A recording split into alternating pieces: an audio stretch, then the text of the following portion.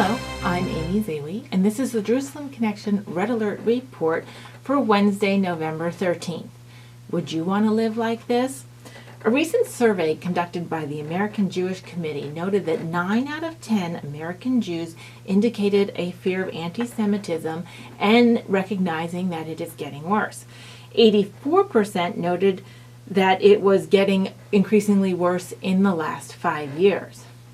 The ADL report also noted record levels of anti-Semitic actions and incidents in the first 6 months of 2019. You'll remember last week I gave you the stats for 2018.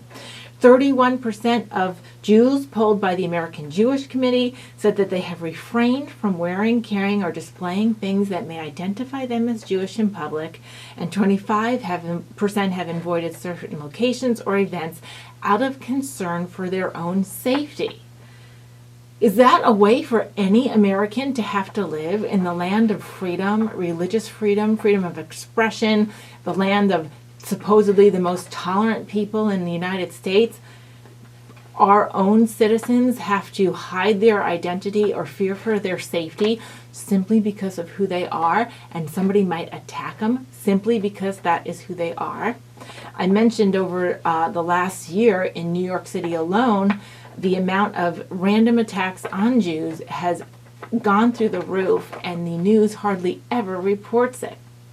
This after a report came out of New York City where they interviewed people on the street, and New Yorkers claimed they were the most inclusive people in all of America. So the facts are not adding up there. In the UK and in the US, Jewish cemeteries are being constantly vandalized at record rates. One cemetery in the UK had centuries-old tombstones desecrated and destroyed on Rosh Hashanah. In America, in D.C., just a few weeks ago, the Washington Hebrew congregation discovered that vandalism had happened the day before Shabbat back in early October. The Jewish Community Relations Council of Greater Washington and the Jewish Federation of Greater Washington issued a statement later that day noting the graffiti, but also noting that they felt the community was in no immediate danger despite the disturbing incident.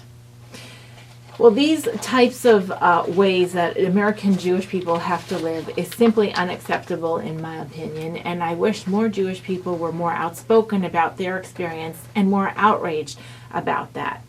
The media often overlooks these events, and sometimes I think it might be a lack of interest, but other times I think it is wholeheartedly trying to hide the reality of these things.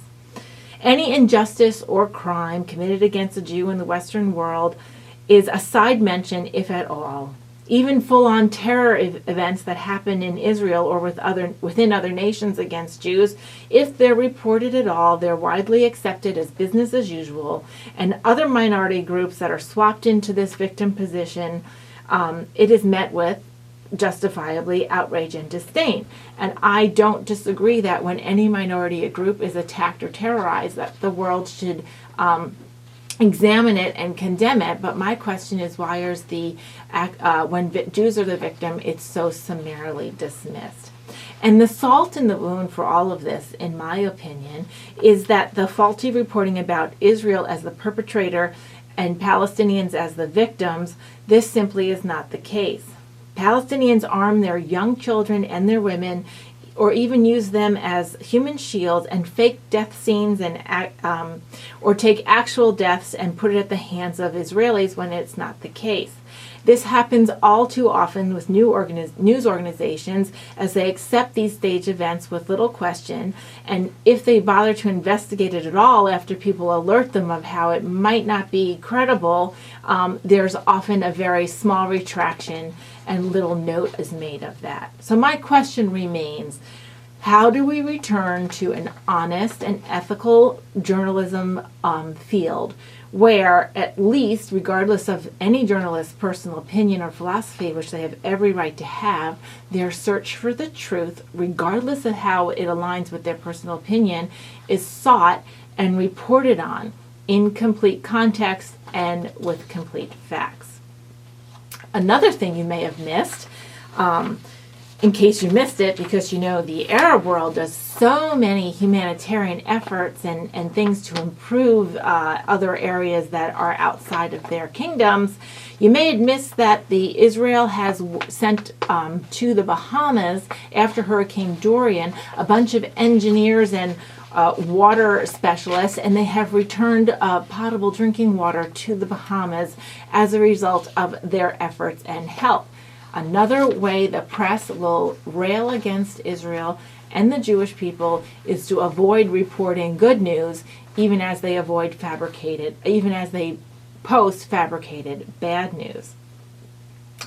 Other good news, believe it or not, I found some, include the fact that the Czech Parliament about 2 weeks ago passed a resolution condemning all forms of anti-Semitism as well as calls for boycotts of Israel. Now remember, the BDS movement, Boycott, Divest, and Sanction, is a worldwide movement that has a big stronghold on college campuses and among academics. And that seeps into local political action committee.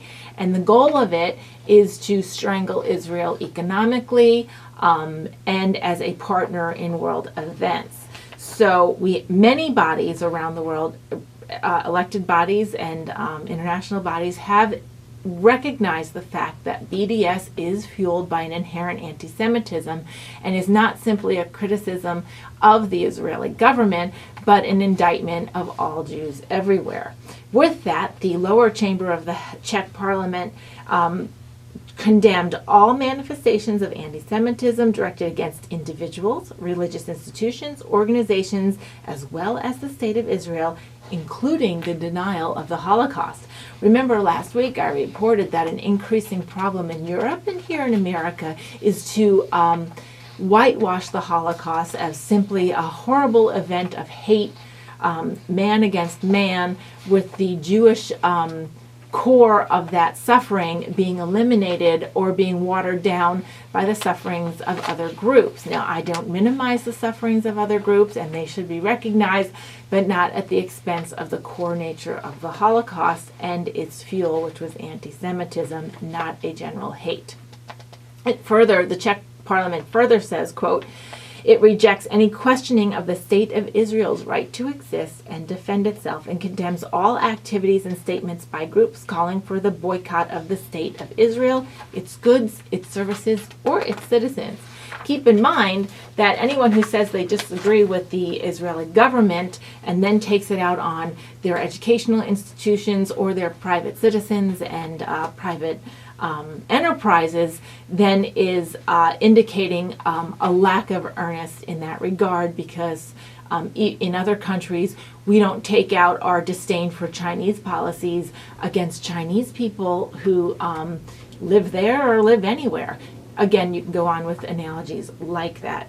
The resolution continues to go on that the government not offer any financial support to groups that promote the boycott of Israel or any group that intensifies efforts of anti-Semitism. It also urges the government to provide greater security to people and institutions that may become targets of anti-Semitic attacks. I do want to say that the Czech Republic also noted in that resolution that they have a historically close relationship between Israel and their own government to date, and they recognize that that is a good and positive thing. So, ending this week, we are thankful for good news, even after the statistics of bad news that I started with. Let's all recognize truth where we see it and expose it when and how we can. Shavua Tov, and have a great week.